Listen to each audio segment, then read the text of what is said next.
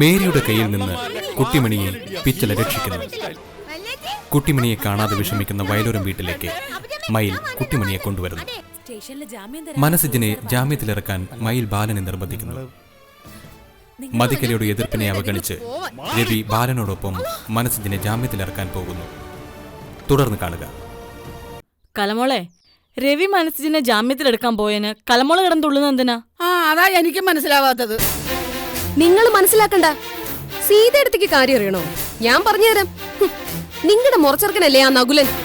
അവന്റെ തലയാണ് മനസ്സിജൻ അടിച്ചു പൊട്ടിച്ചതെങ്കിൽ നിങ്ങൾ സഹിക്കൂ? നിങ്ങൾ നിങ്ങളുടെ കെട്ടിയവനെ മനസ്സിജന് ജാമ്യം എടുക്കാൻ പറഞ്ഞു വിടൂ?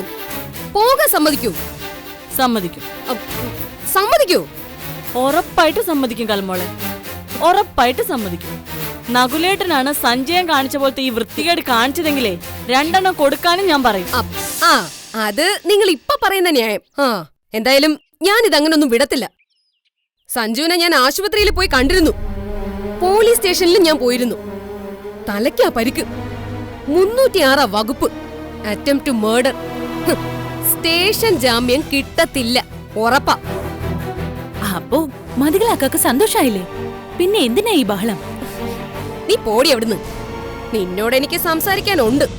നിന്നോട് മാത്രമായിട്ട്. നീ ഒരുങ്ങിയിരുന്നു.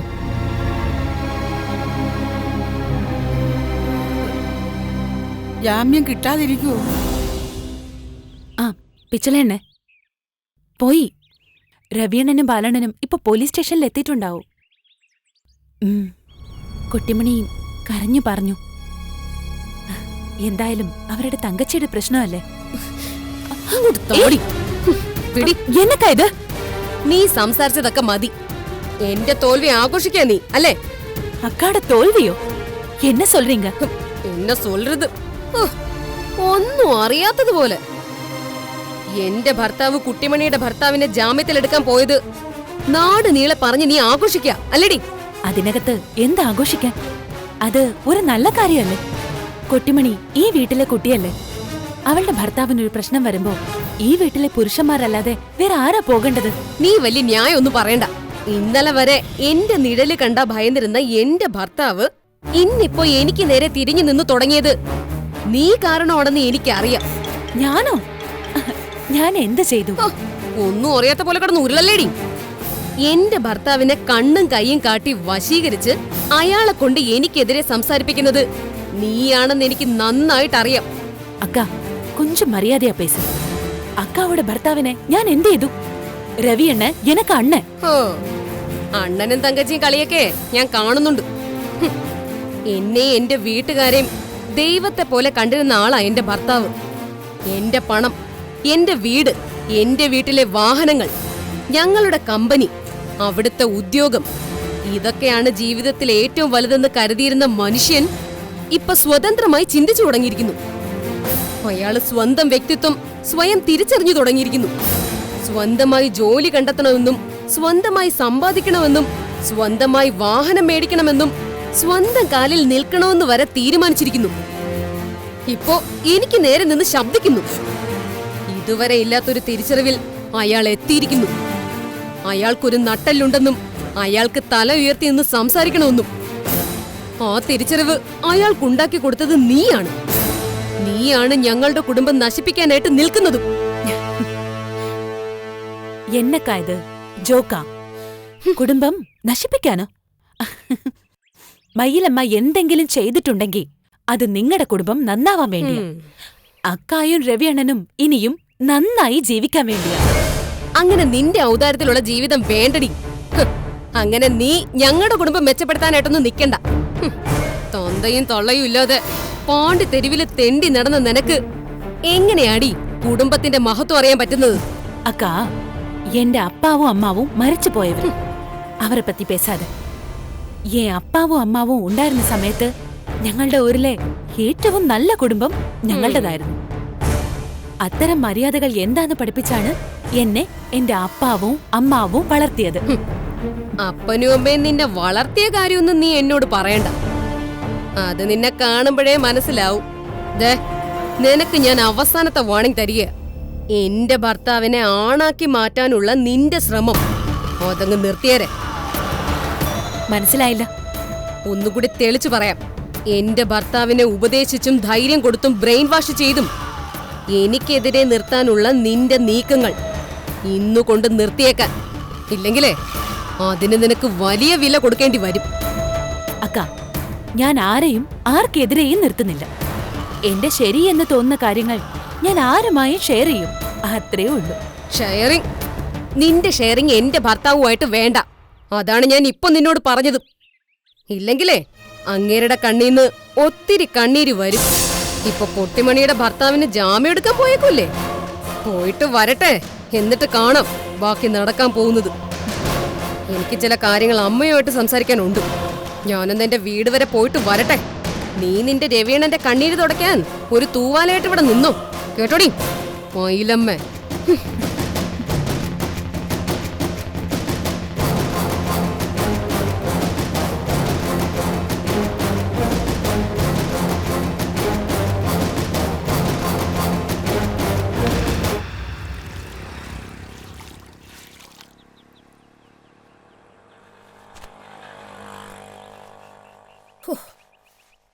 ഈ കുന്ത്രാണ്ട് കൊണ്ട് ആറ്റിൽ ഇറക്കിയിടുന്നതാ നല്ലത്, വെറുതെ മനുഷ്യന് മെനക്കെടുത്താൻ.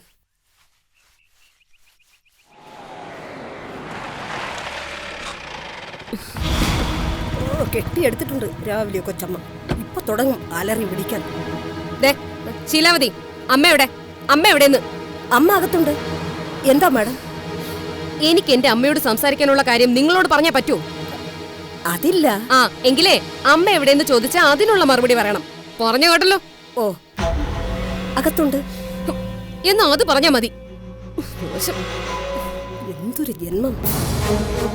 അമ്മേ, അമ്മേ.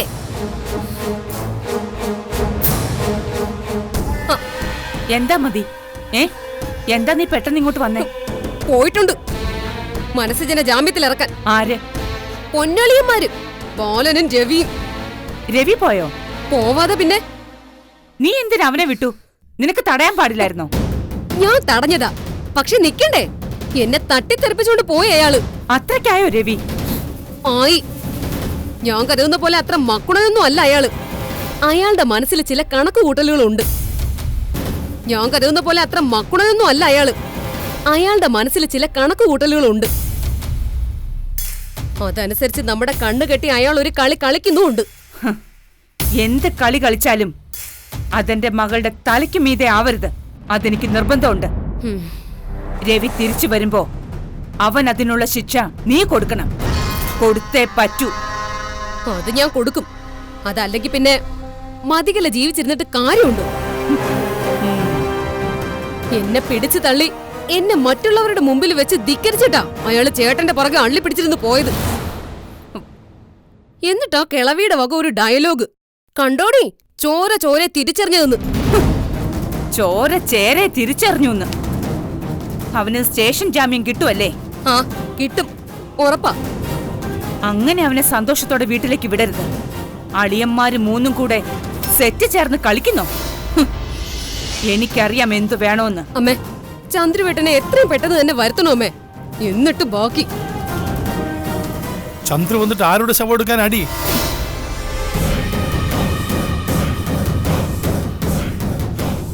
എന്താടി ചോദിച്ചത് കേട്ടില്ലേ? ഇവിടെ ഉണ്ടായിരുന്നോ? ഞാൻ പിന്നെ എവിടെ പോയിന്നാ നീ കരുതിയേ? ചത്തു കുഴിയിലോട്ട് പോയി. നിങ്ങൾ അത്ര പെട്ടെന്നൊന്നും ചാവത്തില്ലെന്ന് എനിക്ക് നന്നായിട്ട് അറിയാം. അതേടി, നിന്നെയും നിന്റെ അമ്മയെ മര്യാദ പഠിപ്പിക്കാതെ ഞാൻ ചാവത്തില്ല. ഓ, ഒരുത്തരിപ്പോ തല പൊട്ടിക്കറി ആശുപത്രിയിലുണ്ടല്ലോ. അല്ല, എത്ര കുത്തിക്കെട്ടുണ്ട്? എത്രയുണ്ടെങ്കിൽ നിങ്ങൾക്കെന്താ? നിങ്ങൾ നിങ്ങളുടെ കാര്യം നോക്ക്. ഇപ്പൊ ഒരുത്തന്റെ തല മാത്രമേ തുന്നിക്കെട്ടിയുള്ളൂ. ഇപ്പൊ വേറൊരുത്തന്റെ പേര് പറഞ്ഞല്ലേ നീയൊക്കെ മറ്റുള്ളവരെ വരട്ടാൻ നോക്കുന്നത്? ഒരു ചന്ദ്രു, അവന്റെ തല പോവുമടി. നീയൊക്കെ നോക്കിക്കോ. കാണാം കാണാം. അമ്മേ, അമ്മ എത്രയും പെട്ടെന്ന് എന്റെ ചന്ദ്രേട്ടനെ വരുത്താൻ നോക്കും. അതെ, എന്നിട്ട് ഇങ്ങരുടെ വാ അടപ്പിക്കണം.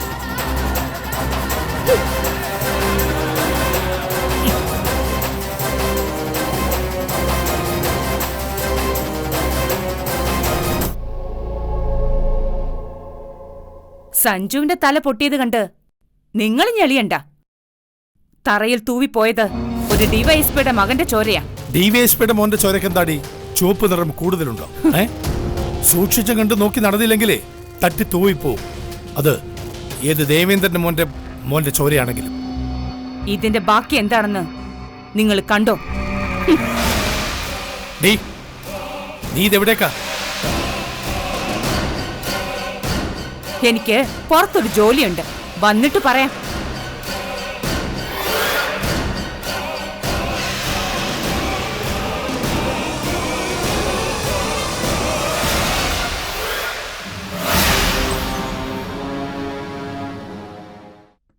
ബാലേട്ടാ,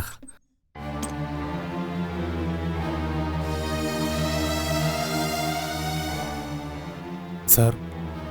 ആഹാ, വല്യളിയനും കുഞ്ഞളിയനും വന്നല്ലോ. പൊന്നളിയനെ കൊണ്ടുപോകാൻ വന്നതാ. സാറേ, ഞങ്ങളാരേലും വന്ന മനസ്സിജന്റെ ജാമ്യത്തിലിടാന്ന്. ഓ, ഞാൻ മറ്റേ തമിഴത്തി കൊച്ചിനോട് പറഞ്ഞിട്ടുണ്ടായിരുന്നു. ശരിയാ. നിങ്ങൾ അളിയന്മാരെ തമ്മിലുള്ള പ്രശ്നമൊക്കെ തീർന്നോ? അതോ കൊണ്ടുപോയി വഴിക്കിട്ട് ഇടിക്കാൻ വേണ്ടിയിട്ടാണോ? അല്ല, ജാമ്യത്തിലിറക്കാൻ വന്നത് സാറേ. കുഞ്ഞളിയനെന്താ പെട്ടെന്നൊരു മനം മാറ്റം? കുഞ്ഞളിയനെ പറ്റി ഞാൻ ഇങ്ങനെയൊന്നുമല്ലല്ലോ കേട്ടിട്ടുള്ളത്. ഇയാള് കുടുംബത്തിലെ കുലംകുത്തി എന്നാണല്ലോ കേട്ടത്. എന്നിട്ടിപ്പോ എന്താ മനം മാറിയോ? ഞങ്ങളുടെ പെങ്ങടെ കണ്ണീര് കണ്ടിട്ട് സഹിക്കുന്നില്ല സാറേ, അതുകൊണ്ട് വന്നതാ. ഓ, എന്ന് പെങ്ങള് കരഞ്ഞപ്പോ ആങ്ങളമാർക്ക് സങ്കടം വന്നു, അതുകൊണ്ട് ജാമ്യത്തിലങ്ങ് ഇറക്കാന്ന് വെച്ചു അല്ലേ? കൊള്ളാം, തരക്കെടില്ലല്ലോ. സാറേ, ജാമ്യത്തിൽ വിടത്തില്ലേ? കുട്ടിമണിയെ പറഞ്ഞു മനസ്സിലാക്കാൻ ഞങ്ങൾക്ക് ആർക്കും അറിയത്തില്ല. സാറിന് അറിയാമല്ലോ അവളെ. ദയവ് ചെയ്ത്. ഞാൻ ദയവ് വിചാരിക്കണം അല്ലേ? മുകളിൽ നിന്ന് ഇപ്പൊ 10-30 കോൾ വന്നു ഇവന്റെ എല്ല് സൂപ്പാക്കാൻ വേണ്ടിയിട്ട്. അവനോട് ഞാനത് പറയുകയും ചെയ്തു. ഞാൻ അവൻ ആകെ കൊടുക്കുന്ന കൺസിഡറേഷൻ എന്താണെന്നറിയോ? ബുദ്ധി കുറഞ്ഞൊരു പെൺകുട്ടിയെ കെട്ടിയിട്ട് ഗർഭിണിയാക്കിട്ട് ഉപേക്ഷിച്ചില്ലല്ലോ, അവളെ പൊറിപ്പിക്കുന്നുണ്ടല്ലോ, അത് മാത്രമാ. ആ ഒരു മര്യാദ ഞാൻ നിങ്ങൾക്കും തരുന്നു. ഒരു കാര്യം ചെയ്യും, സ്റ്റേഷൻ ജാമ്യത്തിൽ ഞാൻ വിടാം. ശരിക്കും വധശ്രമത്തിന് കേസെടുക്കേണ്ടതാ. മറ്റവന്റെ തലയ്ക്കാ പരിക്ക്, അരയ്ക്ക് മുകളിലോട്ട് പരിക്ക് പറ്റിയ വകുപ്പ് വേറെയാ. എന്താ മനസ്സിലാ? ഇനി ആരെങ്കിലും ഇടിക്കുകയാണെങ്കിലേ നെഞ്ചു തൊട്ട് മുകളിലോട്ട് ഇടിക്കണ്ട. അതെ, IPC 306 വധശ്രമം. സാറേ, ഞാനങ്ങനെ ആരെയും ഉപദ്രവിക്കാനായിട്ട് നടക്കുന്ന ആളല്ല. എനിക്കറിഞ്ഞൂടെ? നിന്നെ ഉടൻ തന്നെ വിശുദ്ധനായിട്ട് പ്രഖ്യാപിക്കാൻ പോവുകയാണല്ലോ. അതിനുള്ള രൂപക്കൂട് പണിഞ്ഞുകൊണ്ടിരിക്കുക ഇവിടെ. തൽക്കാലം കൂടുതൽ കച്ചേരിയൊന്നും വേണ്ട, ഒപ്പിട്ടിട്ട് പോകാൻ നോക്ക്. മോനാ സർ. ആ സ്റ്റേറ്റ്മെന്റ് അടിയിൽ സർ ഇവരെ കൊണ്ടൊന്ന് ഒപ്പിടിക്കും. ശരി സർ. തിരിച്ചറിയൽ കാർഡിന്റെ കോപ്പിയും വാങ്ങി അതിൽ വെച്ചേക്കണം. Okay sir. എന്നാ ശരി, കാണാം.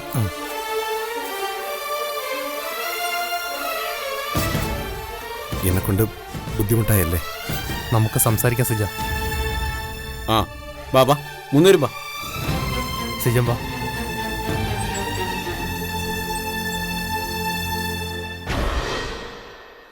കുട്ടിമണി ഓർത്തായിരുന്നു എൻ്റെ ആദ്യം മുഴുവൻ. അവള് വീട്ടിലെത്തിയെന്ന് അറിഞ്ഞപ്പോൾ എൻ്റെ ഉള്ളു തണുത്തു. ആരാ ബാലേട്ടാ കുട്ടിമണിയെ വീട്ടിലേക്ക് കൊണ്ടുവന്നത്? പിച്ചളയും മൈലമ്മേ. എന്തായാലും ഭാഗ്യത്തിന് ജാമ്യം കിട്ടി. ഞാൻ കരുതി നാളെ കോടതിയിൽ ഹാജരാക്കി റിമാൻഡ് ചെയ്ത് ജയിലിലേക്ക് വിടുമെന്ന്. എന്തായാലും ഈ മാസം പോലീസ് സ്റ്റേഷനിൽ കയറണമെന്നൊരു യോഗം ഉണ്ടായിരുന്നു, അതും നടന്നു. കുട്ടിമണി എങ്ങനെ ഇരിക്കുന്നു ബാലേട്ടാ? സങ്കടമാണോ? മനസ്സിൻ പോലീസ് സ്റ്റേഷനിൽ കയറിയ കുട്ടിമണിക്ക് സങ്കടം വരാതിരിക്കത്തില്ലല്ലോ. അവൾ ഒറ്റയ്ക്ക് റോഡിലാണെന്ന് കണ്ടപ്പോൾ എൻ്റെ ചങ്കങ്ങ് പൊട്ടിപ്പോയി ബാലേട്ടാ. ആരെങ്കിലും വിളിച്ച് പറയാമെന്ന് വെച്ചാൽ എൻ്റെ കയ്യിലിരുന്ന ഫോൺ പോലീസുകാർ പിടിച്ച് വാങ്ങുകയും ചെയ്തു.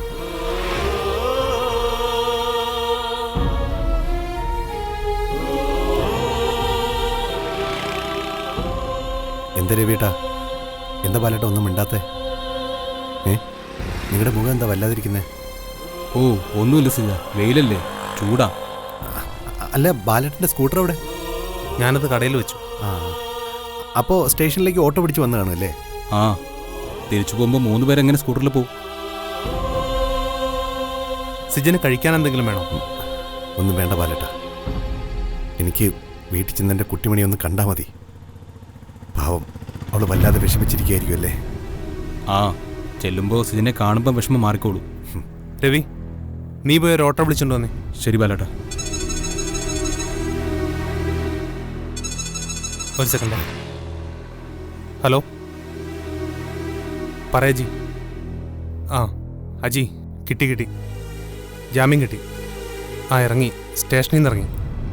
ഞാൻ വീട്ടിൽ ചെന്നിട്ട് വിളിക്കാടാ. ആ, നീ വെച്ചോ. ബാലേട്ട, സത്യത്തിൽ സംഭവിച്ചത് എന്താണെന്ന് വെച്ചാൽ നമുക്ക് വീട്ടിൽ ചെന്നിട്ട് സംസാരിക്കാൻ സിജ. എനിക്ക് വല്ലാത്ത തലവേദന.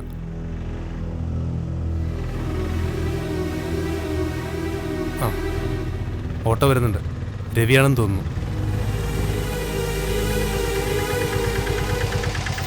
ബാലേട്ടാ, സിജ കേറ്. വാ. വാ.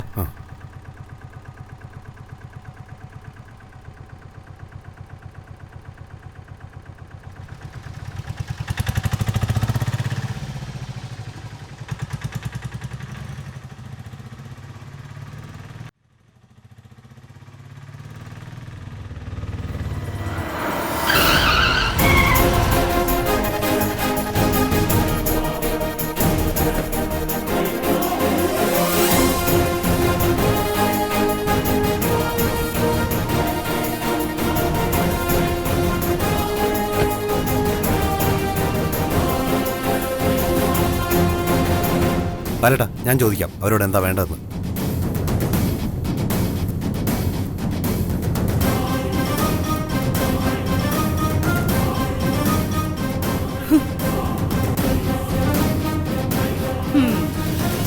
എന്റെ പൊന്നു മരുമകൻ ഇങ്ങോട്ടൊന്ന് നീങ്ങി നിന്നേ, ഞാനൊന്ന് കാണട്ടെ.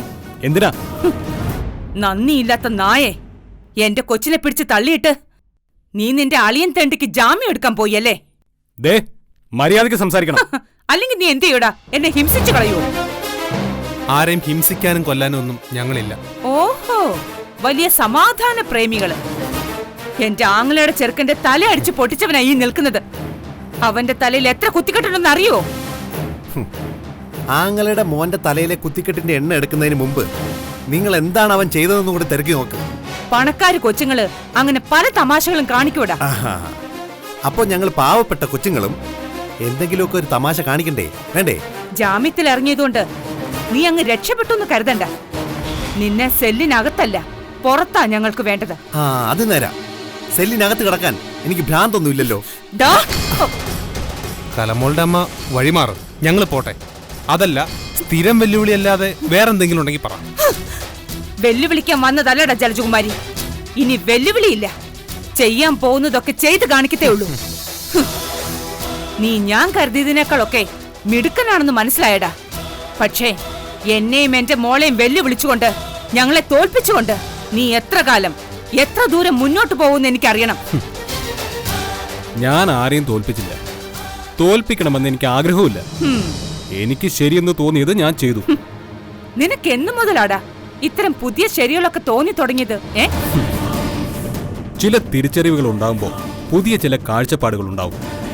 നേരത്തെ ചെയ്തതൊക്കെ തെറ്റാണെന്നും ഇപ്പൊ ചെയ്യുന്നതും ഇനി ചെയ്യാൻ പോകുന്നതും ഒക്കെ ശരിയാണെന്നും തോന്നും. ഓ, നീ ഇത്രയൊക്കെ സംസാരിക്കാറായോടാ?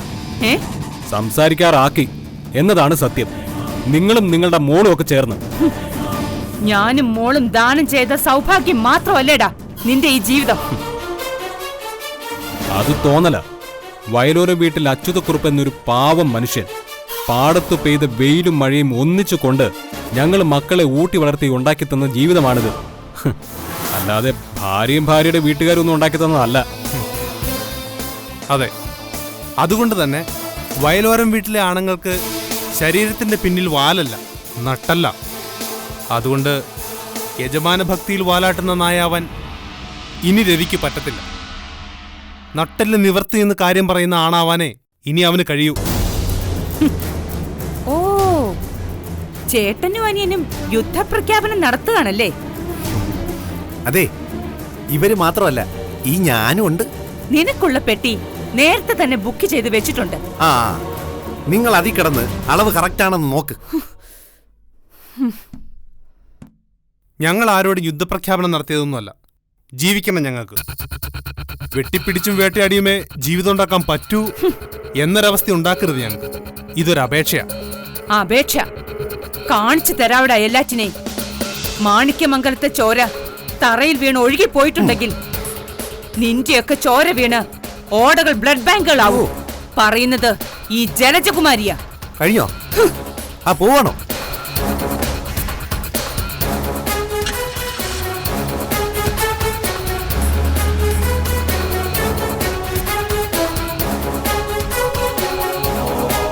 വാ ബാലേട്ടാ പോവാം.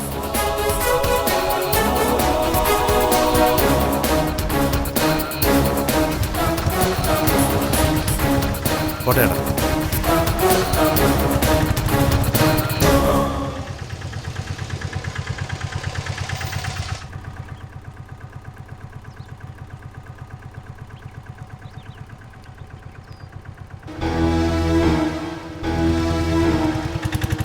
എന്തിനാ ബാലേട്ട വണ്ടി ഇവിടെ നിർത്തിയത്? സിജനോട് ചില കാര്യങ്ങൾ സംസാരിക്കാനാ. അത് വീട്ടിനകത്ത് കയറി സംസാരിച്ചാൽ ശരിയായെന്ന് വരത്തില്ല. കേൾക്കുന്നവർക്ക് അത് വേറൊരു രീതിയിൽ ഫീൽ ചെയ്യുന്നു വരും. എന്തിനാ വീട്ടാ, എന്തിനും പ്രശ്നമുണ്ടോ? വല്ല വഴക്കുണ്ടോ? ഏയ്, കാര്യം പറയുന്നതിന് എന്തിനാ വഴക്ക്? പറയേണ്ട കാര്യങ്ങൾ പറഞ്ഞു തന്നെ മുന്നോട്ട് പോകണ്ടേ? കുട്ടിമണിയുടെ ആങ്ങളമാരെന്ന നിലയിൽ ഞങ്ങൾക്ക് ചില കാര്യങ്ങൾ സംസാരിക്കാനുണ്ട്. കുട്ടിമണിയുടെ ആങ്ങളമാർ എന്നെ കുട്ടിമണിയുടെ ഭർത്താവായല്ല, ഒരു കൂടപ്പറപ്പായല്ലേ കാണുന്നത്. നിങ്ങൾക്ക് എന്ത് വേണേലും എന്നോട് പറയാം. കുട്ടിമണിയെ കൊണ്ട് ഇവിടുന്ന് ഇറങ്ങിപ്പോണമെന്നാണോ ബാലേട്ടൻ പറയുന്നത്? എൻ്റെ ഇപ്പോഴത്തെ അവസ്ഥ നിങ്ങൾക്ക് രണ്ടാൾക്കും അറിയാമല്ലോ. ഇപ്പോൾ ഒരു വീടെടുക്കാനുള്ള പാങ്ങ് എനിക്കില്ല. എങ്കിലും നിങ്ങൾ പോകാൻ പറഞ്ഞാൽ ഞാൻ പോവും. തെരുവിൽ പോയി കിടന്നാലും ഞാൻ അവളെ സുരക്ഷിതമായി നോക്കും. സിജ, വലിയ വായിലെങ്ങനെ വർത്താനൊക്കെ പറയാം. കടത്തിണ്ണയിലായാൽ പോലും കുട്ടിമണിയെ സുരക്ഷിതമായിട്ട് നോക്കുന്നൊക്കെ. പക്ഷേ ഇന്ന് സംഭവിച്ചത് എന്താ? നടു റോഡിൽ നിന്ന് സിജനെ പോലീസ് കൊണ്ടുപോയി. കുട്ടിമണി എവിടെയൊക്കെ അലഞ്ഞു സിജനെ അറിയാവോ? ആരുടെയൊക്കെ കയ്യിൽ ചെന്ന് പെട്ടെന്ന് അറിയാവോ? അവളെ ജീവനോടെ തിരിച്ചു കിട്ടിയത് തന്നെ നമ്മുടെ ഭാഗ്യം.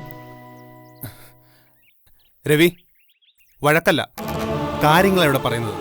മനസ്സിന് കാര്യം പറഞ്ഞാൽ മനസ്സിലാവും. അതുകൊണ്ട് നീ ഒച്ച ഉയർത്തണ്ട. ഞാൻ ഒച്ചയൊന്നും ഉയർത്തിയില്ല ബാലേട്ടാ. ഇന്ന് കുട്ടിമണിയുടെ കണ്ണീര് കണ്ടപ്പോൾ സഹിക്കാൻ പറ്റിയില്ല, അതുകൊണ്ട് പറഞ്ഞതേ ഉള്ളൂ. ബാലേട്ടാ, രവിയേട്ടാ, നിങ്ങളുടെ പെങ്ങളെ കണ്ണീര് കുടിപ്പിക്കുന്ന ഒരു ഭർത്താവല്ല ഞാൻ.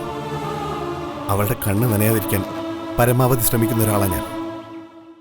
എൻ്റെ കണ്ണ് നിറഞ്ഞൊഴുകുമ്പോഴും എൻ്റെ കുട്ടിമണിയുടെ മനസ്സിൽ സങ്കടത്തിൻ്റെ ഒരു നേർത്ത പോറൽ പോലും ഏൽക്കാതിരിക്കാൻ ശ്രമിച്ചിട്ടുള്ളവനായി ഞാൻ. ബുദ്ധിയില്ലാത്തൊരു പെണ്ണിനെ ഏറ്റെടുത്ത മഹാമനസ്കതയോടെയല്ല ഞാൻ ഈ നിന്ന് സംസാരിക്കുന്നത്. എൻ്റെ പ്രാണന്റെ പകുതിയായിട്ടാണ് ഞാൻ അവളെ കൊണ്ട് നടന്നിട്ടുള്ളത്. അതുകൊണ്ട് കുട്ടിമണിയെ ഞാൻ കരയിച്ചെന്ന് മാത്രം പറയരുത്. സിജനെ കുറ്റപ്പെടുത്തിയല്ല ഇവിടെ ഒന്നും പറഞ്ഞത്. ബാലേട്ടാ, ഞാൻ ഇനി ഒന്നും പറയുന്നില്ല. ബാലേട്ടൻ തന്നെ പറയും. നമ്മൾ അങ്ങോട്ട് പോയപ്പോൾ സംസാരിച്ചല്ല. സിജ, നിങ്ങൾ രണ്ടുപേരും ഇവിടുന്ന് പുറത്തു പോകുന്നു, സന്തോഷമായിട്ട് പോകുന്നു, സന്തോഷമായിട്ട് സമയം ചെലവഴിക്കുന്നു. അത് കഴിഞ്ഞ് സംഭവിച്ചതെന്താ? പിച്ചള ഓടിക്കഴിച്ച് ഇവിടെ ഒന്ന് പറയുന്നു മനസ്സിജനെ പോലീസ് പിടിച്ചോണ്ട് പോയെന്ന്, കുട്ടിമണിയെ കാണാനില്ലെന്ന്. അപ്പോൾ മുതൽ ഞങ്ങൾ അനുഭവിച്ച ടെൻഷൻ എന്താണെന്ന് സിജൻ അറിയുമോ? ഞങ്ങൾ എവിടെയെല്ലാം തിരക്കി കുട്ടിമണിയെ. ദൈവത്തിനൊരല്പം കരുണയുള്ളതുകൊണ്ടാണ് കുട്ടിമണിയെ നമുക്ക് ജീവനോടെ തിരിച്ചു കിട്ടിയത്. അങ്ങനെ ഒരു സ്ഥലത്താണ് കുട്ടിമണി ചെന്നെത്തിയത്. മൈലമ്മയുടെ ആൾക്കാർ എങ്ങനെയോ കുട്ടിമണി അവിടെ ഉണ്ടെന്നറിഞ്ഞു ചെന്നു. അതുകൊണ്ട് രക്ഷപ്പെടുത്താനും പറ്റി. ഇല്ലെങ്കിൽ എന്ത് ചെയ്യുമായിരുന്നു എന്നൊന്ന് ഓർത്തു നോക്കിയേ.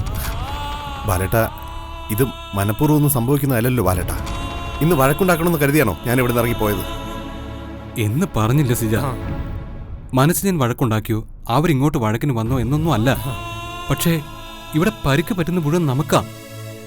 സഞ്ജയന്റെ തല പൊട്ടി 8 or 10 തുന്നലുണ്ട്, ആശുപത്രിയില്ല. ഇനിയിപ്പോ അതിന്റെ പേരിൽ കേസ് വരും. വയലോരം വീട്ടിൽ ഇങ്ങനെ ഓരോ ദിവസവും ഓരോ പ്രശ്നങ്ങൾ വന്നാ നമ്മൾ എങ്ങനെ മുമ്പോട്ട് പോകും സിജ? അപ്പോ ഞാനാണോ വയലോരം വീട്ടിലെ ഒരേ ഒരു പ്രശ്നം? എന്നല്ല സിജ, നമ്മുടെ അവസ്ഥ വളരെ മോശം. അതുകൊണ്ടാ ശത്രുക്കൾ തക്കം പാർത്തിരിക്കുക ചതിക്കുഴിയിൽ വീഴ്ത്താൻ. പ്രലോഭനത്തിലും പ്രകോപനത്തിലും വീഴാതെ നമ്മൾ മുന്നോട്ട് പോകണം. കാരണം നഷ്ടപ്പെടാനുള്ളത് നമുക്കാണ്. കണ്ണീരിൽ കുതിർന്നു പോകുന്നത് നമ്മുടെ ജീവിതങ്ങളാണ്. അതൊക്കെ മനസ്സിലാക്കി നമ്മൾ മാറി നിന്നേ വെക്കൂ.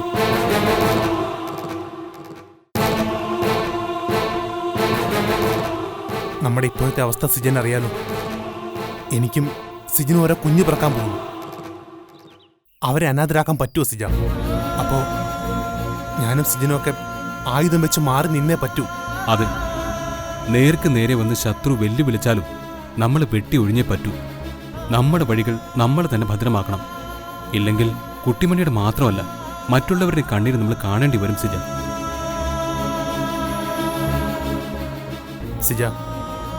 സിജൻ പറഞ്ഞില്ലേ ഞങ്ങളുടെ കൂടപ്പിറപ്പാണെന്ന്? അതെ, നീ ഞങ്ങളുടെ കൂടപ്പിറപ്പ് തന്നെയാ. വയലോരം വീടിന്റെ നടുമുറ്റത്ത് വെച്ച് കുട്ടിമണിയെ കൈപിടിച്ചേൽപ്പിച്ചപ്പോ നമ്മുടെ അമ്മ പറഞ്ഞത് ഓർക്കുന്നുണ്ടോ സിജ? ഇന്നു മുതൽ അമ്മയ്ക്ക് 3 ആൺമക്കളാണെന്ന്. ആ സ്ഥാനത്തെ ഞങ്ങളും സിജിനെ കണ്ടിട്ടുള്ളൂ. ഇടയ്ക്ക് ചില പ്രശ്നങ്ങളുണ്ടായി കാണും. ഒരു കുടുംബമാകുമ്പോൾ അങ്ങനെ ചില കലഹങ്ങളൊക്കെ ഉണ്ടാവും. കൂടുമ്പോൾ ഇമ്പമുണ്ടാകുന്നതാണ് കുടുംബം. അപ്പോൾ തട്ടലും മുട്ടലും പൊട്ടലും ചീറ്റലും ഒക്കെ ഉണ്ടാവും. പക്ഷേങ്കിൽ ഇനി നമ്മൾ ഒരുമിച്ച് നിൽക്കണം. ബാലേട്ടാ, ഞാൻ നിങ്ങളോടൊപ്പം തന്നെയുണ്ട്. ഞാനായിട്ട് ആരോടും ഒരു പ്രശ്നത്തിന് പോകത്തില്ല. ഞങ്ങൾക്ക് പറയാനുള്ളതെല്ലാം ഞങ്ങൾ പറഞ്ഞു. കുട്ടിമണി സിജനെ കാത്തിരിക്കുക. വീട്ടിൽ ആരെങ്കിലും കണ്ടാൽ വിചാരിക്കും നമ്മൾ തമ്മിൽ എന്തോ പ്രശ്നമാണെന്ന്. പിന്നെ അതേപ്പറ്റിയാവും ചർച്ചകളൊക്കെ. സിജൻ ചെല്ല്, കുട്ടിമണിയെ ചെന്ന് കാണും. ഞങ്ങൾ പുറകെ വരാം. ചെല്ല് സിജ.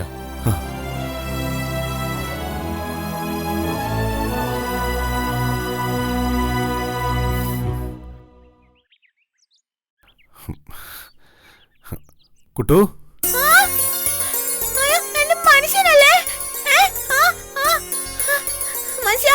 കുട്ടിമണി, മനസ്സിജന്നെ കുട്ടു, പതുക്കെ പതുക്കെ. വന്നല്ലോ. ഞാൻ പേടിച്ചങ്ങ് ചാറ്റുപോയെന്നെ.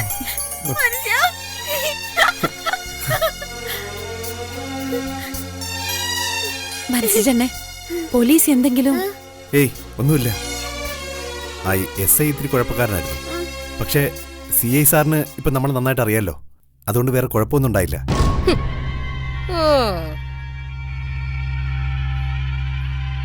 മൈലമ്മേ, ഞാനും എൻ്റെ ഭാര്യയും കൂടെ റോഡിലിരുന്നപ്പോ എന്റെ പെണ്ണിന്റെ കൈ കയറി പിടിക്കാനും അവളുടെ കയ്യിലിരുന്ന ഐസ്ക്രീം തട്ടിയെടുക്കുകയും ചെയ്തവന്റെ തലമണ്ട ഞാൻ ഇടിച്ചു കീറി.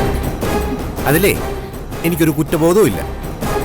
വരുന്ന വഴിയിൽ കലയടത്തിയുടെ അമ്മ വഴി തടഞ്ഞു നിർത്തി ഒരു വെല്ലുവിളിയും നടത്തി. എന്നെ ഉടലോടെ അങ്ങ് സ്വർഗത്തിലോട്ട് എടുക്കുന്നു. നിന്നെ സ്വർഗത്തിലേക്കല്ലടാ, നരകത്തിലേക്കായിരിക്കും എടുക്കുന്നത്. എനിക്ക് ഏത് നരകവും സ്വർഗമാണ് കലയടത്തി. വരുന്ന വഴിക്ക് വഴക്കുണ്ടാക്കാൻ ഇവളുടെ അമ്മ വന്നിരുന്നോ? ഇവൾ ഇവിടെ കിടന്ന് ഭയങ്കര തുള്ളലായിരുന്നു. അത് കഴിഞ്ഞ് ഇവളുടെ വീട്ടിൽ പോയി തള്ളയെ കുത്തിയിളക്കി വിട്ടതായിരിക്കും. ആ അതെ, ഞാൻ എന്റെ വീട്ടിൽ പോയി അമ്മയെ പറഞ്ഞിളക്കി വിട്ടത് തന്നെയാ. അതിന് നിങ്ങൾക്കെന്താ? നിങ്ങൾ നിങ്ങളുടെ കാര്യം നോക്കൂ. അമ്മ മിണ്ടാതിരിക്കും. മനസ്സിജന്നെ നിങ്ങ വന്നില്ലേ? മനുഷ്യനെ പോലീസ് ഇടിച്ചോന്നില്ലല്ലോ. അവക്ക് അതാ പേടി. അവളുടെ മനസ്സിജനെ എന്തെങ്കിലും ചെയ്തോന്ന്. ചെന്ന് മനസ്സിജന എന്തെങ്കിലും കഴിക്കാനോ കുടിക്കാനോ എടുത്തു. ഉറപ്പായിട്ടും സ്വാതന്ത്ര്യ സമരം കഴിഞ്ഞ് വരെയല്ലേ.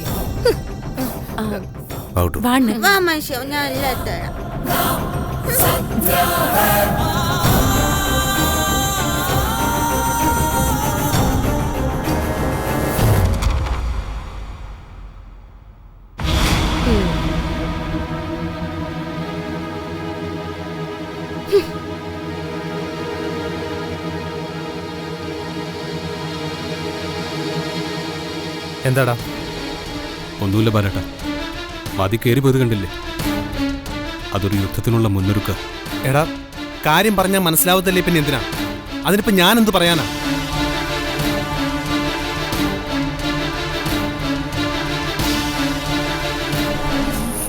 ഇങ്ങോട്ട് വരട്ടെ.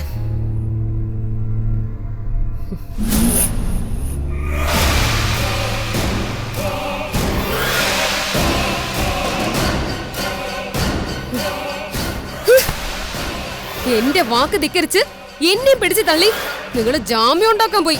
എന്നിട്ട് അവനെ ജാമ്യത്തിലിറക്കി നെഞ്ചും വിരിച്ച് തിരിച്ചു വന്നിരിക്കുന്നു അല്ലേ? മതി പ്ലീസ്, ഒന്ന് നിർത്ത്. ഒരു വഴക്കുണ്ടാക്കാൻ എനിക്കിപ്പോ താല്പര്യമില്ല. എനിക്ക് താല്പര്യമുണ്ട്. എനിക്ക് ഏറ്റവും താല്പര്യമുള്ള കാര്യവും അത് തന്നെ. എന്നെ ധിക്കരിക്കുന്ന നിങ്ങളെ ഞാൻ വെറുതെ വിടുന്നു കരുതിയ മനുഷ്യ. നിങ്ങളും മതി. നിനക്കെന്താ ഭ്രാന്ത് പിടിച്ചോ? അടങ്ങി നിൽക്കാനല്ലേ നിന്നോട് ഞാൻ പറഞ്ഞത്? എനിക്ക് ഭ്രാന്ത് തന്നെ. എന്നെ വെറും വണ്ടിയാക്കിക്കൊണ്ട് 10 പൈസയുടെ പോലും വില തരാതെ നിങ്ങൾ എല്ലാവരും കൂടെ ഒന്നിച്ചു നിൽക്കുക അല്ലേ? എന്നിട്ട് എന്നെ വെല്ലുവിളിച്ചിട്ട് എന്റെ കുടുംബത്തിലുള്ളവനെ ആക്രമിച്ച് പരിക്കേൽപ്പിച്ചവനെ ജാമ്യത്തിൽ ഇറക്കിക്കൊണ്ട് വരുന്നു അല്ലേ? മുമ്പ് ഒരിക്കൽ എന്റെ അമ്മയുടെ തല, ഇപ്പൊ എന്റെ മുറച്ചെറുക്കന്റെ തല. നിന്റെ മുറച്ചെറുക്കന്റെ തല? നിനക്ക് അവന്റെ കാര്യം അല്ലാതെ വേറെ എന്തെങ്കിലും പറയാറുണ്ടോ? ഓ, നിങ്ങക്ക് പൊള്ളുമല്ലോ. അല്ലെങ്കിലും ആണുങ്ങളെ പറ്റി പറയുമ്പോ ആണും പെണ്ണും കെട്ടവന് പൊള്ളും. എന്താണ് നീ പറഞ്ഞത്? ആണും പെണ്ണും കെട്ടവനെന്നോ? നിന്റെ അച്ഛനെ പോലെ ഒരുത്തനാണ് ഞാനെന്ന് നീ ഒരിക്കലും കരുതരുത് കേട്ടോ. അടിച്ചതിന്റെ അണപ്പല് ഞാൻ താഴെ ഇടും. ആഹാ, എങ്കിൽ നിങ്ങൾ എന്നെ തല്ലിക്കുന്നു ഒന്ന് കാണട്ടെ. ധൈര്യം ഉണ്ടെങ്കിൽ എന്നെ തല്ല് കാണട്ടെന്ന്. മതി, ഈ വീട്ടിൽ നമ്മൾ മാത്രമല്ല മറ്റുള്ളവരും കേൾക്കും. മിണ്ടാതിരിക്കാൻ ഞാൻ പറഞ്ഞു. ഇവിടെ ആര് ശ്രദ്ധിച്ചാലും എനിക്കെന്താ? എനിക്ക് സ്വൈര്യം തരാത്ത ആർക്കും ഞാനും സ്വൈര്യം കൊടുക്കത്തില്ല. എന്നെ തോൽപ്പിച്ചിട്ട് നിങ്ങൾ എന്ത് ധൈര്യത്തില ഇങ്ങോട്ട് കയറി വന്നത്? അതുകൊള്ളാം. എന്റെ വീട്ടിലേക്ക് ഞാൻ കയറി വരുന്നതിന് എന്ത് ധൈര്യമാ മതി എനിക്ക് വേണ്ടത്? എന്നെ കൊണ്ടത് പറയിപ്പിക്കരുത്. ഇത് നിങ്ങളുടെ വീടാ. പക്ഷെ മതികലയുടെ ജീവിതത്തിലേക്ക് നിങ്ങൾ ഇനി കേറണമെങ്കിലേ മതികലയുടെ അനുവാദം വേണം. മനസ്സിലായില്ല? മനസ്സിലാക്കി തരാം. ഇവിടെ ഉള്ളവരുടെ മുന്നിൽ എന്നെ നാണം കെടുത്തി. എനിക്ക് ഓട്ടക്കാലണയുടെ വില പോലും തരാതെ എന്നെ തോൽപ്പിച്ച നിങ്ങള് ഇനി എന്റെ കൂടെ ഈ മുറിയിൽ താമസിക്കാൻ പറ്റത്തില്ല. മതി, ആവശ്യമില്ലാത്ത തീരുമാനങ്ങളിലേക്ക് പോകരുത്. ഭാര്യയും ഭർത്താവും ഒരുമിച്ച് ഒരു മുറിയിലാണ് താമസിക്കേണ്ടത്. അത് രണ്ടുപേരും രണ്ടായി താമസിച്ചാലും രണ്ടായി കിടന്നുറങ്ങിയാലും പുറത്തുനിന്ന് നോക്കുന്നവർക്ക് അവരൊന്നായിട്ട് തോന്നണം. അതുകൊണ്ടാണ് ഒരു മുറിയിൽ താമസിക്കണമെന്ന് ഞാൻ പറഞ്ഞത്. അല്ലാതെ നീ ഈ മുറിയിൽ കിടക്കുകയും ഞാൻ പുറത്തുപോയി കിടക്കാനും പറ്റത്തില്ലല്ലോ. അങ്ങനെ തന്നെ പറ്റണം. ഞാൻ ഇവിടെ ഈ മുറിയിൽ കിടക്കും. ഈ കട്ടിലിൽ ഈ മെത്തപ്പുറത്ത് നീണ്ടു നിവർന്ന് വിസ്തരിച്ച് കിടക്കും. നിങ്ങൾ പുറത്ത് വരാന്തയിൽ പോയി കിടക്കുകയോ മുറ്റത്തെ മരച്ചൂട്ടി പോയി കിടക്കുകയോ ഏതെങ്കിലും കടത്തണ്ടയിൽ പോയി കിടക്കുകയോ ചെയ്. അതല്ലെങ്കിൽ പള്ളിയിലോ പള്ളിക്കൂടത്തിലോ പോയി കിടക്ക്. അതും അല്ലെങ്കിൽ അമ്പലത്തിലെ നടപ്പന്തലിൽ പോയി കിടക്ക്. അവിടെയാവുമ്പോ വെള്ളച്ചോറും കിട്ടും. അല്ലാതെ മതികലയുടെ കൂടെ ഇവിടെ കിടക്കാന്ന് നിങ്ങൾ കരുതണ്ട. ഇതേ കുട്ടിക്കാലം മുതലേ ഞാൻ കിടന്നുറങ്ങുന്ന മുറിയാ. ഓ, അതിനർത്ഥം നിനക്കെന്താ ഇവിടെ അവകാശം? ഇറങ്ങി പോവാൻ അല്ലേ? ഞാൻ അങ്ങനെ ഇറങ്ങി പോകുന്നില്ല. ഞാൻ നിങ്ങളോട് വഴക്കുണ്ടാക്കി എന്റെ വീട്ടിൽ പോയി നിൽക്കും, ഇവിടെ മനസമാധാനം ഉണ്ടാവും എന്നാണ് നിങ്ങൾ ചിന്തിക്കുന്നെങ്കിലേ നിങ്ങൾക്ക് തെറ്റി. ഞാൻ ഇവിടെ തന്നെ നിൽക്കും. എനിക്ക് പറ്റുന്നത്ര സമാധാനക്കേട് ഉണ്ടാക്കുകയും ചെയ്യും. മിണ്ടിപ്പോരുത് നിങ്ങള്. ഇറങ്ങിപ്പോവാൻ. മതി, ആവശ്യമില്ലാത്ത പ്രശ്നങ്ങൾ വെറുതെ ഉണ്ടാക്കരുത്. നിങ്ങൾ എന്നെ ഭീഷണിപ്പെടുത്തുവാണോ? എന്ത് വഷളാവാനാ? എന്നാ വഷളാവുന്ന ഒന്ന് കാണണം. ഇറങ്ങിപ്പോവാൻ. നിങ്ങൾ പോയിട്ട് അളിയന്റെ പെങ്ങളുടെ കൂടെ പോയി ഇരിക്കും. അല്ലെങ്കിൽ അവര് കിടക്കുന്ന മുറിയിൽ തറയിൽ പാ വിരിച്ചു തരാൻ പറ. അവർക്ക് കാവലായിട്ട് അവിടെ കിടന്നുറങ്ങ്. ഒരു പൊന്നാങ്ങളെയും പൊന്നളിയനും. മതി, ഇറങ്ങിപ്പോവാൻ.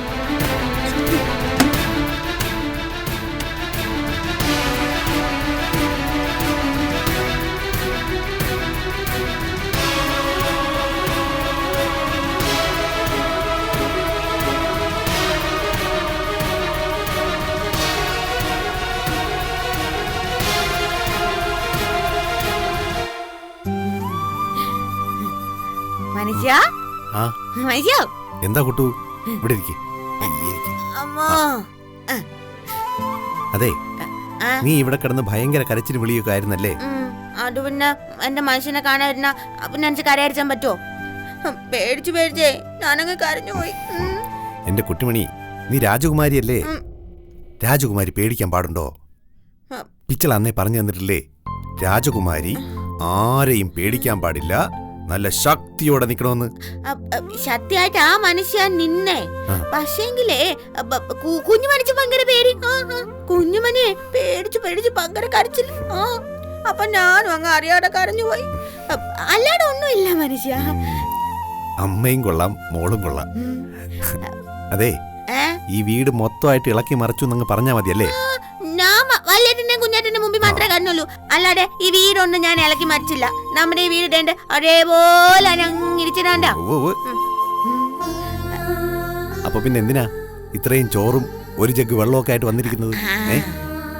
ഓ, കരഞ്ഞതിന്റെയും പേടിച്ചതിന്റെ ക്ഷീണം മാറ്റാനായിരിക്കും അല്ലേ? അല്ല, പിന്നെ ഇതെല്ലാം മനുഷ്യനല്ലടാ. ഇത് മൊത്തം ഞാൻ മനുഷ്യനെ കൊണ്ട് കഴിപ്പിച്ചല്ലോ. എന്നെ മനുഷ്യനെ കൊണ്ട് ദുട്ടന്മാര് പോലീസ് ഇടിച്ചല്ലേ. അപ്പോ അതുകൊണ്ട് എന്റെ മനുഷ്യന്റെ ശീലമാകാന് ഞാൻ ഇതെല്ലാം മനുഷ്യനെ കൊണ്ട് കഴിപ്പിച്ചു. എന്റെ പൊന്നു കുട്ടു, എനിക്കിതൊന്നും വേണ്ട. ഞാനേ ഒരു ഇത്തിരി നേരം ഇങ്ങനെ വെറുതെ ഇരുന്നാ മതി. ഇല്ല, താമസിക്കത്തില്ല. മനുഷ്യൻ ഇത് മൊത്തം കഴിച്ചാലേ ഞാൻ താമസിക്കത്തുള്ളൂ. ഇല്ലെങ്കിൽ ഞാൻ കരയുവേ. ഞാൻ കരഞ്ഞ എന്റെ കുഞ്ഞുമണിയും കരയുവേ. കുട്ടിമണിയും കുഞ്ഞുമണിയും കൂടെ കഞ്ഞാണില്ല. മനുഷ്യൻ ഇതിനകത്ത് സ്വത്തായിട്ട് ഇരിച്ചാലൊന്നും പറ്റത്തില്ല.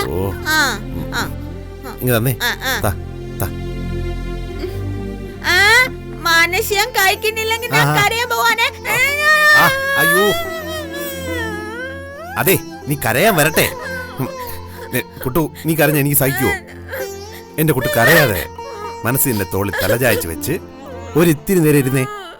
മനസ്സിന് ഒത്തിരി സമാധാനം കിട്ടും.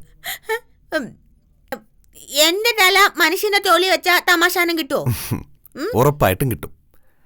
മനസ്സിന് ഏറ്റവും കൂടുതൽ സമാധാനം കിട്ടുന്നതേ എന്റെ കുട്ടുവിനെ ദേ ഇങ്ങനെ ചേർത്ത് പിടിച്ചിരിക്കുമ്പോഴാണ്. മനസ്സിന് ഏറ്റവും കൂടുതൽ സമാധാനം കിട്ടുന്നതേ എന്റെ കുട്ടുവിനെ ദേ ഇങ്ങനെ ചേർത്ത് പിടിച്ചിരിക്കുമ്പോഴാണ്. ഇങ്ങനെ ഇരിക്കുമ്പോ മനസ്സിന് വേറെ ഒരു പേടിയില്ല കുട്ടു. അത് ശരിയാ. മനുഷ്യന്റെ അടുത്ത് ഇരിച്ചുമ്പോ എന്നെ ചേർത്ത് പിടിച്ചുമ്പോ എനിക്കും കുഞ്ഞു മനുഷ്യും ഒരു പേടിയില്ല. പോലീസിനെ പട്ടാളത്തെ ആരും പേടിയില്ല. ആ, അതാ ഞാൻ പറഞ്ഞത്. അതിന്റെ കാര്യം എന്താണെന്ന് കുട്ടിമണിക്ക് അറിയാമോ? ഇല്ല. എന്നതാ കാര്യം?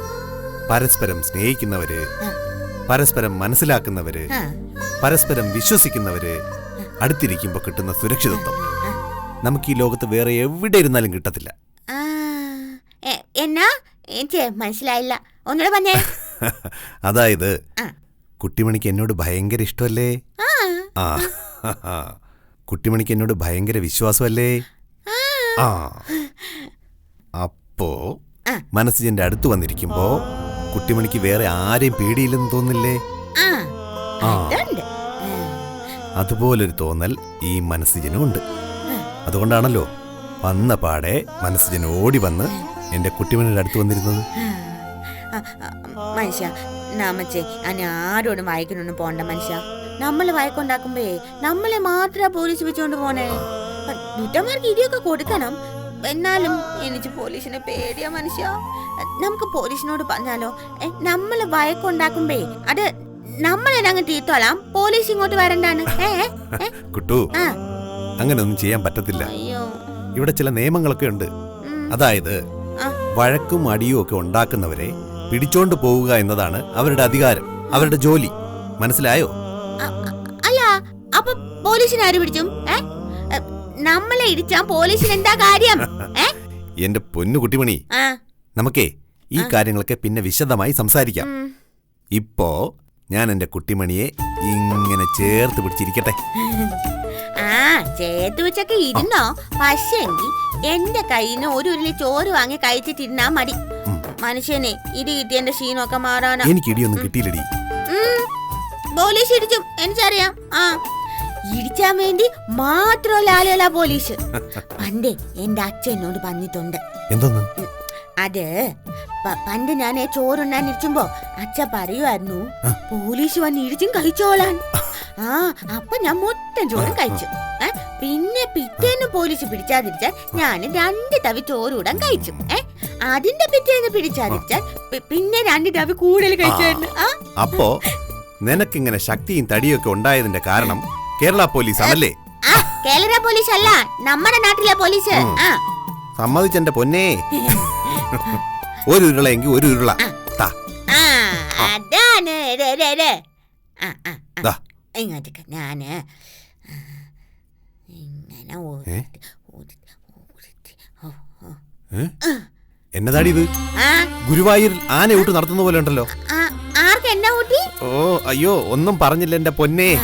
ഇത്രയും വലിയ ഉരുള കഴിച്ചാൽ തൊണ്ടേ കുടുങ്ങി ഞാൻ ചത്തുപോകും. കുഞ്ഞനാക്കി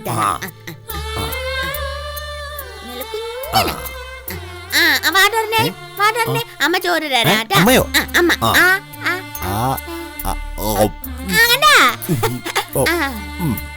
പിന്നെ അതെ അതെ, ചോറൊന്നും നെറുകെ കേട്ടാടെ കഴിച്ചോണം കേട്ടോ. ചോറ് ആവശ്യത്തിന് കഴിച്ചാലേ വളരുന്ന നല്ല ബുദ്ധി ശക്തി ഒക്കെ ഉണ്ടായിട്ടുള്ളൂ, കേട്ടല്ലോ? അതാ ഞാൻ തരാട്ടാ. അമ്മേനെ മോൻ കഴിച്ചാട്ടാ. അമ്മേനെ മോൻ കഴിച്ചേ. എന്റെ മനുഷ്യൻ നല്ല മിടുക്കം കുത്തനായിട്ടേ ഈ ചോറ് മുഴുവൻ കഴിച്ചേ കേട്ടോ. മിടുക്കൻ.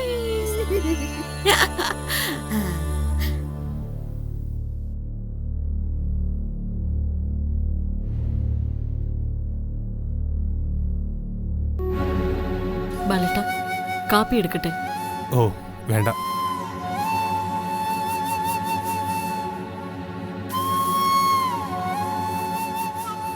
എന്താ ബാലേട്ടാ, എന്തെങ്കിലും പ്രശ്നമുണ്ടോ? പ്രശ്നമല്ലേ ഉള്ളൂ എന്നും. പ്രശ്നം ഒരു താലത്തിൽ വെച്ച് കാത്തിരിക്കുക.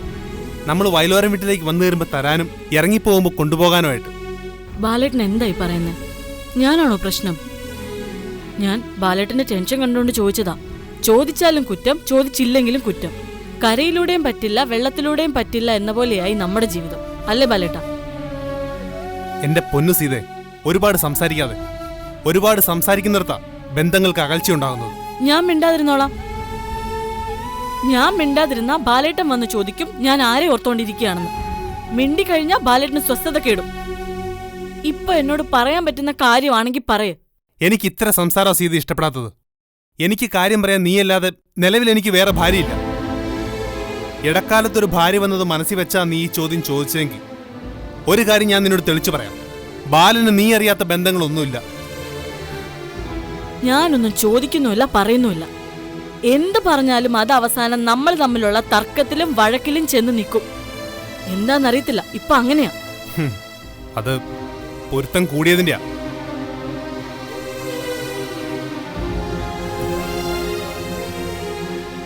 ഇന്നും വന്നിരുന്നു ഇന്ദുവിന്റെ മുത്തച്ഛന്റെ ഫോൺ വിളി. ഇനി അയാൾക്ക് ക്ഷമിക്കാൻ പറ്റത്തില്ലെന്ന്. ഏത് രീതിയിലും പൈസ ഈടാക്കാൻ നോക്കുമെന്ന്. വേണ്ടി വന്ന ഒരു വണ്ടിയായിട്ട് വന്ന് കടയിലിരിക്കുന്ന സാധനങ്ങൾ മൊത്തം എടുത്തോണ്ട് പോകുന്നു. ഉള്ളതെല്ലാം കൂടി നുള്ളിപ്പെറുക്കി കൊടുക്കാമെന്ന് ഞാൻ പറഞ്ഞതല്ലേ ബാലേട്ട? പറ്റുന്നത് കൊടുക്കാം, എന്നിട്ട് സാവകാശം തരാൻ പറയാം. നമുക്ക് വെള്ളമില്ലാത്തടത്ത് മുങ്ങാൻ പറ്റുമോ എന്നും പറഞ്ഞ അയാളുടെ മുമ്പിൽ കുനിയുന്നതിനൊരു പരിധിയില്ലേ? അവരുടെ ഏറ്റവും വലിയ ശത്രു ഇപ്പൊ ഞാനാണല്ലോ. എന്റെ കൈ പൈസയില്ലെന്നറിയാം. അതറിഞ്ഞുകൊണ്ട് തന്നെ അയാൾ രാത്രിയും പകലും എന്നെ വിളിച്ചോണ്ടിരിക്കുന്നത്. ഒരു മനുഷ്യനെ തോൽപ്പിക്കാൻ പറ്റിയ ഏറ്റവും നല്ല മാർഗം എന്താണെന്നറിയോ? അയാളുടെ ദാരിദ്ര്യത്തെക്കുറിച്ച് സംസാരിക്കുക, അയാളുടെ ഇല്ലായ്മയെക്കുറിച്ച് പറയുക, ശ്വാസം മുട്ടിച്ച് ഞെരിക്കുക. സ്വാഭാവികമായിട്ടും അവിടെ അയാൾ വീണു പോകുമല്ലോ. നമ്മൾ എന്ത് ചെയ്യും ബാലേട്ട? ഞാൻ നകുലേട്ടനോട് വല്ലതും ആലോചിക്കട്ടെ? പുറത്തുനിന്ന് പലിശയ്ക്ക് വല്ലതും അറേഞ്ച് ചെയ്യാൻ. ഓഹോ, അത് ശരി. അവിടെ ഞാൻ നാണം കിടണോ അല്ലേ?